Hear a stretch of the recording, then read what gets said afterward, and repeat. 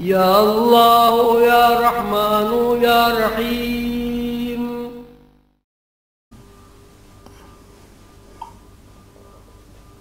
बिस्मिल्लाहिर्रहमानिर्रहीम। अस्सलाम वालेकुम। आज रूहानी रमज़ान की 22वीं नशीद में आप सबको खुशामदीद कहते हैं। और आज की गुफ्तगू का सिलसिला शुरू करते हैं बराए मेहरबानी रमज़ान के हवाले से भी और ओवरऑल जो जुम्मे की महफिल के हवाले से जो आप खिताब है उसको काइंडली शुरू कीजिए। औज़ु बिल्लाहि मिनश शैतानिर रजीम। बिस्मिल्लाहिर रहमानिर रहीम। इन्ना अंज़लनाहु फ़ी लैलतिल क़द्र वमा अदराका मा लैलतुल क़द्र। लैलतुल क़द्रि खैरुम मिन अल्फ़ि शहर। तनज़्ज़लुल मलाइकतु वर्रूहु फ़ीहा बिइज़्नि रब्बिहिम मिन कुल्लि अम्रिन सलाम हिय हत्ता मतलइल फ़ज्र। बिस्मिल्लाहिर रहमानिर रहीम। क़ुल हुवल्लाहु अहद अल्लाहुस समद लम यलिद वलम यूलद वलम यकुल लहू कुफुवन अहद। बिस्मिल्लाहिर रहमानिर रहीम। क़ुल हुवल्लाहु अहद अल्लाहुस समद लम यलिद वलम यूलद वलम यकुल लहू कुफुवन अहद। बिस्मिल्लाहिर रहमानिर रहीम। क़ुल हुवल्लाहु अहद अल्लाहुस समद लम यलिद वलम यूलद वलम यकुल लहू कुफुवन अहद। सल्लल्लाहु ताला अला हबीबिही मुहम्मदिन वसल्लम। सल्लल्लाहु ताला अला हबीबिही मुहम्मदिन वसल्लम। सल्लल्लाहु ताला अला हबीबिही मुहम्मदिन वसल्लम। या हय्यु या क़य्यूम या हय्यु या क़य्यूम या हय्यु या क़य्यूम। बिस्मिल्लाहिर्रहमानिर्रहीम। आज रमज़ानुल करीम की 22 तारीख़ है और 16 मई 2020 और दिन है जुम्मातुल मुबारक का। तो आज ये गुफ्तगू जिस मौके पे हम करवा रहे हैं इसमें दो चीज़ें एक साथ आ रही हैं। एक 22 तारीख़ है और एक जुम्मातुल मुबारक। तो इसमें महफ़िल जुम्मा का भी से मुतल्लिक़ भी कुछ चीज़ें करेंगे और कुछ चीज़ें हम इंशाअल्लाह कुछ गुफ्तगू करेंगे हम अपनी रमज़ानुल करीम के आखिरी अशरे के हवाले से। अच्छा, इसमें जो अहम चीज़ है जो मैं अर्ज़ करना चाह रहा हूँ, अल्लाह तबारक व तआला ने एक चीज़ फरमाई है, उसको कहते हैं खलक़ना ज़ौजैन। तख्लीक किए मैंने जोड़े। जब हम जोड़ों की तरफ जाते हैं तो एक जगह अल्लाह तबारक व तआला ने फरमाया जोड़े और दोहरे। ठीक है, हम देखते हैं कि अभी जैसे मैंने आपके सामने सूरह इखलास पढ़ी, कुल हुवल्लाहु अहद अल्लाहु समद लम यलिद वलम यूलद वलम यकुल लहू कुफुवन अहद। तो उसमें अल्लाह तबारक व तआला ने अपने आप को हर लिहाज से एक अकेला बताया और इसके मुकाबले में जो मखलूक है वो यकीनन कसरत में होगी और कसरत के लिए क्या ज़रूरी है कि उसके साथ जोड़े बना दिए जाएं, दोहरे जोड़े दोहरे। हम जानते हैं कि कोई भी इंसान जब पैदा होता है तो वो दो जोड़ों के मिलने से पैदा होता है। दुनिया में गो के अल्लाह तबारक व तआला ने आदम अलैहिस्सलाम, अम्मा हव्वा और ईसा अलैहिस्सलाम की पैदाइश के साथ ये चीज़ एक अपना एक मुज़ाहरा किया। अल्लाह ताला खालिक है, सब कुछ कर सकता है, कि उनको बग़ैर जोड़ों के पैदा करके दिखा दिया कि ऐसा हो सकता है, लेकिन ऐसा नहीं होगा, कभी भी नहीं होगा। उसके बाद से हम देखते हैं सब लोग दो जोड़ों की पैदाइश हैं। अब इसमें जो ख़ास बात है वो ये है कि रूहानी जो उस्ताद हैं वो बताते हैं कि जो इंसान भी अकेला भी जब इस दुनिया में आता है तो दरअसल वो अकेला नहीं होता, उसके अपने बातन में उसका मगलूब रुख होता है। ठीक है, अगर मेरा गालिब रुख है मर्द तो मेरा जो मगलूब रुख है वो है औरत। यही हमारे अंदर जिनसी तकाज़ा पैदा करता है। उस औरत में मिल जाने के तकाज़े का जो मुज़ाहरा सतही तौर पे जो लोग महसूस करते हैं वो जिनसी तकाज़े के तौर पे महसूस करते हैं, जबकि अगर इसकी गहराई में जाए तो ये एक बहुत बड़ी राज की तरफ भी निशानदेही करता है।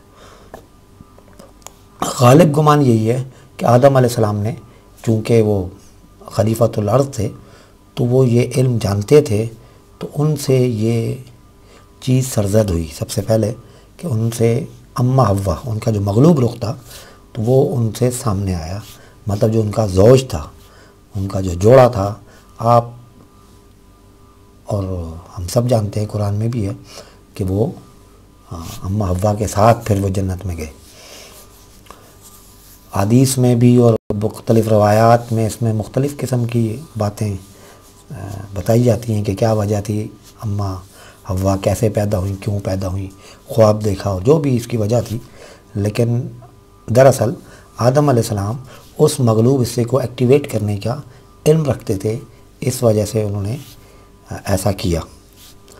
और फिर वो काम हुआ जिसको शजर ममनुआ कहते हैं, और वो शजर ममनुआ की जो भी हालत थी, जो भी वाक़या हुआ, उसके बाद हम जानते हैं कि हम सब लोग इस दुनिया में आ गए। अब इस दुनिया में जब आ गए तो अब वो सलाहियत हमारे अंदर मौजूद है, लेकिन अब हम उस इल्म से वाक़फ़ नहीं रहे कि हम अपने मगलूब रुख को कैसे एक्टिवेट कर सकते हैं। तो वो उसका इशारा या उसका एहसास हमें कैसे होता है, तकाज़े की सूरत में। ठीक है, तो ये मैं ये सोच रहा था कि आज इस तरफ निशानदेही की जाए। अच्छा, एक तो ये जिस्मानी तौर पे मैंने आप अर्ज़ की कि ज़ाहिरी तौर पे जो मर्द है उसके अंदर एक औरत है, और जो औरत है उसके अंदर बातनी तौर पे क्या है, मर्द है। अब आ जाएँ आप मखलूक की हैसियत से, ज़िंदगी की किसी चीज़ को भी उठा लें, उसके दोनों रुख सामने रहेंगे। दिन है, रात होगी, ठीक है, अच्छाई है तो बुराई होगी, नेकी है तो बदी होगी, जन्नत है दोज़ख होगी। कोई भी चीज़ एक खालिक के अलावा आपको इकाई की सूरत में नहीं मिलेगी, दोई की सूरत में मिलेगी आपको, कम से कम दोई की सूरत। अब उनके दोनों के आपस के मिलाप से हर किस्म के जोड़े के वो दोहरे बन जाते हैं। मतलब है कि अगर हम ये कहें कि हम पे हमारी पैदाइश हो रही है दो जोड़ों के मिलने से, ये जोड़े हो गए।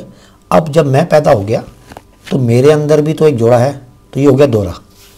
ठीक है, मादे की जितनी भी शक्लें हैं वो सब जोड़े और दोहरे में। मादे के अंदर खाली ठोस चीज़ को मादा नहीं कहेंगे, ठीक है, ठोस माया गैस की तीनों हालतें, और इवन आपके तख़य्युलात, ख़यालात, आपकी सोचें, वो तक जोड़े और दोहरे में उलझी हुई है। इसी को असफला साफलीन कहते हैं। और रमज़ानुल करीम में इसी असफला साफलीन की गिरफ्त के तोड़ने को रमज़ानुल करीम की बरक़ात कहा जाता है। तो इस रमज़ान में हम दरअसल क्या कर रहे हैं, हम अपने बातन में जाते हैं और जो हम दोहरी ज़िंदगी गुजार रहे हैं, हम एक ज़ाहिरी ज़िंदगी को मुअत्तल करते हैं, उसमें तात्तुल लाने की कोशिश करते हैं, और आखिरकार जितनी भी हमसे कामयाबी होती है, हमारा जो बातनी रुख है वो कुछ ना कुछ हमारे अंदर एक्टिवेट हो जाता है। खैर और बरकत भी जोड़ों की सूरत में मौजूद है हमारे अंदर। सोचने समझने की सलाहियत भी मौजूद है हमारे यहाँ, एहसासात और महसूसात की भी सलाहियत मौजूद है। तो इस रमज़ानुल करीम में हम जो एहतमाम कर रहे हैं वो क्या है, अपने अंदर की तरफ सफ़र कर रहे हैं। हम अपने अंदर की तरफ जब सफ़र करते हैं तो हम एक इकाई की तरफ बढ़ना शुरू कर देते हैं। ज़ाहिरी जितने जोड़ों का जो ज़ाहिर जितना भी है, उन सब को हम मुअत्तल करते चले जाते हैं। ठीक है, तो ज़ाहिरी भूख है, अब बातनी भूख भी है, तो हम ज़ाहिरी भूख को रोक लेते हैं, उस पर काबू पाते हैं। हम अपनी बातनी भूख का एहतमाम करते हैं। बातनी भूख जो कुछ मर्ज़ी कर लें, वो बहरहाल जन्नत का माहौल है बातनी भूख, और उसमें अल्लाह तबारक व तआला के दीदार की शदीद ख्वाहिश हर नफ्स में मौजूद है, अल्लाह ने हर एक नफ्स में रख दी है, तो वो उसका इजहार नहीं कर पा रहा होता या उसको समझ नहीं पा रहा होता। तो मुराकबा एक ऐसी सलाहियत का नाम है जो अब आपकी उन बतनी भूख को जांचने में मदद देता है या आपकी तवज्जो उस तरफ रखने में मदद देता है। और रमज़ानुल करीम जब आ जाए तो रमज़ानुल करीम आपके साथ बहुत ज़्यादा ताउन करता है। वो इसलिए करता है कि इज्तमाइयत, सब इज्तमाई तौर पर इसी एक काम में लगे हुए जिस काम में आप लगे हुए हैं। मैंने अर्ज़ की कि मुराकबा इस कैफियत को तोड़ने में मदद देता है। जो ही हम अपने जहन को हटाते हैं, अब आ जाएँ जोड़े और दौरे की तरफ। जो ज़हरी हमारे तफक्कुर का अंदाज़ है उसके भी तो जोड़े होंगे ना। जो ज़हरी ख़यालात आ रहे हैं उसका भी जोड़ा है, जो ज़हरी ख़याल आया उसका भी बातनी कोई जोड़ा होगा। तो बज़ाहिर हमें ख़याल आ रहा है भूख का, और जब हम उसको तात्तुल करना शुरू कर देते हैं, उसमें तात्तुल वाक़या होता है, तो क्या होगा, उसका ज़ाहिर हट जाएगा और उसके पीछे छुपा हुआ ओरिजिनल ख़याल वो हमारी तरफ दौर करना शुरू कर देगा, हम उसको समझना शुरू कर देंगे। तो वो जो बातनी ख़याल है, वो बातनी ख़याल अल्लाह से भी मुंसलिक है, वो बातनी ख़याल कायनात से जुड़ा हुआ है, वो बातनी ख़याल हमारे जहन से आ रहा है। उस जहन ने अल्लाह तबारक व तआला को देख रखा है। इसलिए इसमें मुमकिन हो जाता है रमज़ान में, जब आप ज़ाहिरी ख़यालात पे कंट्रोल पा लेते हैं तो आपके जो बातनी ख़यालात हैं वो आपको ठीक रहनुमाई करते हैं। बातनी ख़याल आपको बताता है कि ये जो कुछ आपके इर्द गिर्द है ये आपके खालिक नहीं, आपका असल खालिक कोई और है। बातनी आपका जो इंसान है वो रहनुमाई करता है कि आप एक ऐसे अल्लाह के हिसार में हैं जो इन चीज़ों से मावरा है। ठीक है, जब वो मादी और जिस्मानी ज़रूरियात को आप काबू करना शुरू करते हैं, जो आप काबू कर चुके हैं 22वें रोज़े तक, तो क्या होगा, अब बातन में कुछ ना कुछ तो चल रहा है, उसकी तरफ मुतवज्जो होना है। ये मुतवज्जो होना क्या कहलाएगा, मुराकबा। आज हम मुराकबा करेंगे और मुराकबे से पहले हम ज़िक्र करेंगे ताकि आवाज़ के ज़रिए जो आवाज़, जिन आवाज़ों को सुनने की हमें आदत पड़ गई है, ज़हरी आवाज़ों को वो तोड़ दे और वो आवाज़, ज़िक्र की आवाज़, बातनी आवाज़ों को सुनने में मदद दे। जब हम इसमें कामयाबी इख्तियार हमें हासिल होगी तो उसकी निशानी क्या है कि हमारी यकसुई बढ़ जाएगी। हमारी जब यकसुई बढ़ेगी तो हम ज़ाहिर के अलावा बातनी चीज़ों को देखने लग जाएंगे या उसको कुछ ना कुछ महसूस करने लग जाएंगे। इसी तरह बातनी आवाज़ों को महसूस करने लग जाते हैं। ये हर बंदा इससे गुज़रता है, हर वक्त गुज़रता है जो लोग गौर करते हैं। ठीक है, तो आज हम अभी इस महफ़िल में मुराकबा करेंगे। मुराकबे से पहले हम 11 मरतबा दुरूद शरीफ और 11 मरतबा या हय्यो या कय्यूम पढ़ेंगे। उसके बाद हम या अल्लाह, या रहमान, या रहीम का जिक्र करेंगे और या हय्यो या कय्यूम का जिक्र करेंगे और दुरूद शरीफ का जिक्र करेंगे। दुरूद शरीफ पढ़ते वक्त हम ज़हन में रखेंगे, हम सब पूरी महफ़िल मस्जिद नबवी में मौजूद है, सैयदना हुज़ूर अलैहिस्सलाम के सामने कुल कायनात के साथ मिलकर उनके लिए दुरूद शरीफ पेश कर रहे हैं। या हय्यो या कय्यूम का जो मफ़हूम बनता है, ए हयात वाले, ए कायम रहने वाले, हमें ज़िंदा रख और हमें कायम रख। ठीक है, इसका जो मफ़हूम बनता ही है। तो इस ज़िक्र के दौरान हम ये अपने जहन में रखेंगे कि हयात देने वाला और हयात कायम रखने वाला हमारे अंदर हयात और कायम रखने वाली लहरों में बरकत नाज़िल कर रहा है, उसमें बढ़ोतरी कर रहा है। ठीक हो गया। अच्छा, जब हम या अल्लाह, या रहमान, या रहीम का जिक्र करेंगे, आज थोड़ी सी मुख्तलिफ प्रैक्टिस करेंगे, तो हमने इस ख्याल से करना है कि हम सब अर्श के नीचे मौजूद हैं, अर्श के नीचे मौजूद हैं, अल्लाह के सामने अल्लाह का जिक्र पेश कर रहे हैं। इस दौरान हम पढ़ेंगे या अल्लाह, तो हमारे कल्ब से रोशनियाँ और सदाएँ निकलेंगी, अर्श पे जाके टकराएंगी, या रहमान, और उसके बाद झमाके की सूरत में वो फैलेंगी, या रहमान हो जाएगा, और उसके बाद वो इकट्ठी होंगी, उसमें से जितने अनवार और बरक़ात हैं हमारे कल्ब की तरफ रुजू करेंगे। तो जब वो रुजू कर रही होंगी उस टाइम पे या रहीम। ठीक है, या अल्लाह हमारे कल्ब में से सदा निकलेगी और लहरें निकलेंगी, और रोशनियाँ निकल के जाएंगी। अर्श से टकराते ही या रहमान ब्लास्ट होगा और उसके बाद वो हमारी तरफ रुजू करेंगी।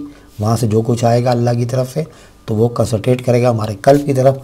या रहीम कल्ब की तरफ आते वक्त वो पहले दिमाग से गुजरेंगी, हमारे दिमाग में से गुजर कर रीढ़ की हड्डी के ज़रिए सफ़र करेंगी और आहिस्ता आहिस्ता हमारे दिल में जज्ब होना शुरू हो जाएंगी, जितनी एनर्जी हम इसमें स्टोर कर सकें। ठीक है, उसके बाद हम इन्हीं ख़यालात के साथ हम मुराक़बा करेंगे कि अल्लाह तबारक व तआला के सामने मौजूद हैं, अल्लाह तबारक व तआला हमें देख रहा है। जो ख़वातीन हज़रात ऐसा ना कर सकें वो ये महसूस करेंगे कि वो अल्लाह को देख रहे हैं। उसके बाद दुआ करेंगे। दुआ में आप सबके लिए दुआ कीजिएगा, मेरे लिए भी कीजिएगा, मैं भी आपके लिए दुआ गो रहूँगा। अस्सलामु अलैकुम व रहमतुल्लाहि व बरकातुहू।